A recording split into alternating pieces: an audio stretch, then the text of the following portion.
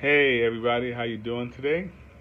This is Brian Watts with episode 2 of Chronicles of a Recovering Low Self-Esteem Sufferer. Last time we talked about the fact that you can't really judge a book by its cover.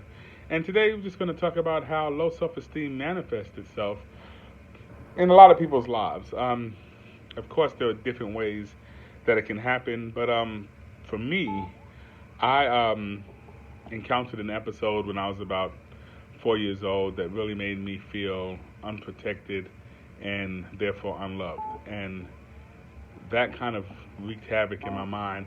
And because I was very talented in math at a young age, I was very logical. And at 4 years old, you don't need to depend on your own logic. But my logic told me that because this happened, I must not be worth much.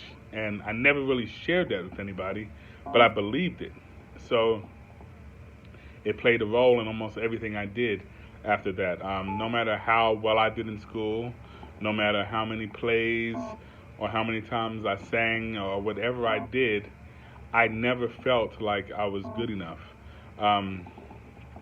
It was really a shame to see, to think about it. When I think back now, all the things I probably could have done and all the things that I did that should have showed me that I had some worth to somebody, that I was worth something to people that were around me, to my family, and that they really did love me. But because I had put that in my mind, it was just impossible for me to see. So I tell people that low self-esteem is like a pair of shades that you wear, and it tints the whole world around you. No matter what's going on, how positive and how good it might be, there's this tint to it that makes everything seem sort of bad or sort of low. It makes you feel low about yourself, and it's very detrimental. So I want to tell you, if you have this issue, to know that you're loved, man. I mean, there are people who love you. There are people who are looking out for you. There are people who enjoy you, and it's still going to be up to you to build some worth on yourself. If you don't love yourself, you will never feel the full measure of somebody else's love. Also, to look out for other people, to express yourself. I mean, I know for most of us guys, it's not manly for us to, tell people we love them and, express our feelings, but it's important. It can save somebody's life. It can let them know that, hey, I'm worth something to this person, and maybe they won't suffer from low self-esteem for as long as maybe some of the rest of us did. I actually remember talking to a friend of mine when I was at his house with him and his wife, and we had grown up together, and he said to me, what's going on with you now? And I said, well, I'm a lot different. I'm not the same guy I was when we were young.